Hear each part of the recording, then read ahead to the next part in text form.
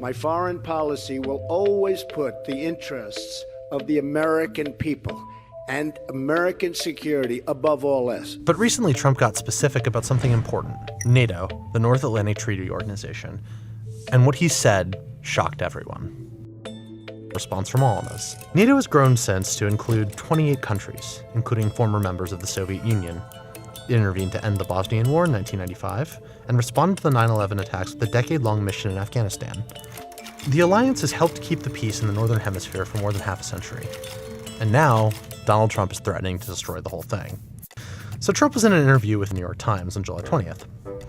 Sanger asked him, can the members of NATO, including the new members in the Baltics, count on the United States to come to their military aid if they were attacked by Russia? Trump replies, have they fulfilled their obligation to us? If they fulfill their obligations to us, the answer is yes. And if not, and then Trump says, I'm not saying if not. Trump is probably referring to the fact that all NATO countries have agreed to spend 2% of their GDP on national defense as part of the treaty. The US is just one of 5 countries that met that benchmark in 2016. And Trump isn't the first to call out countries that haven't. The majority of allies are still not hitting that 2% mark. Everybody's got to step up and everybody's got to do better. But Trump is the first and only one to suggest that our commitment to NATO should be contingent on those spending levels. And even his fellow Republicans are calling him out. Now, I have friends that, serve in parliament in places like Estonia that every day worry about the Russians deciding that this is the time to re-annex and to take them back.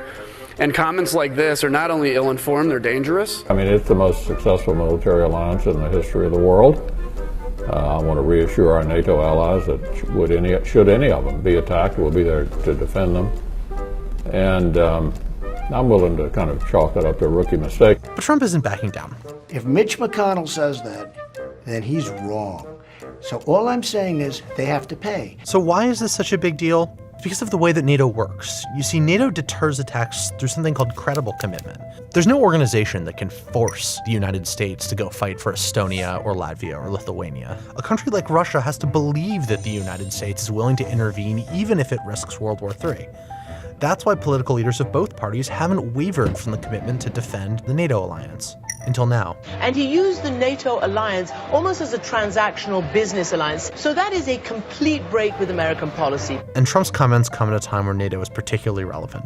Russia invaded Ukraine in 2014, even annexing part of the country. This came just about 6 years after its invasion of Georgia. That's why the New York Times asked him specifically about the Baltic states, Estonia, Latvia, and Lithuania.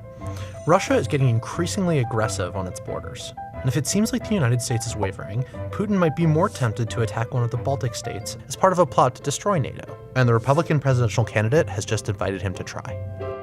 The race for the White House, former President Donald Trump threatening to upend the NATO alliance if he's reelected. How the White House and world leaders are responding tonight. Here's ABC's Alex Brachet from the campaign trail in South Carolina. Tonight, former President Trump under fire for saying if elected again, he wouldn't protect NATO allies that don't contribute enough to the defense fund. If we don't pay and we're attacked by Russia, will you protect us? No, I would not protect you. In fact, I would encourage them to do whatever the hell they want. The White House calling those comments unhinged, saying during the Biden presidency, NATO is the largest and most vital it has ever been. NATO's General Secretary saying in a statement today, any suggestion that allies will not defend each other undermines all of our security, including that of the U.S. But Trump allies today trying to play down his comments. I'm zero concerned because he's been president before. I know exactly what he has done and will do with the NATO alliance. Nikki Haley spending Super Bowl Sunday making a fourth quarter push to win over voters ahead of the South Carolina primary, saying if elected, she would absolutely commit to remaining loyal to NATO allies. We should want to keep our alliance as strong as possible. Yes, we want them to pay more, but that is not the way you get them to do it. Haley showing no signs of dropping out. Her main message, Trump and Biden are just too old. In a new ABC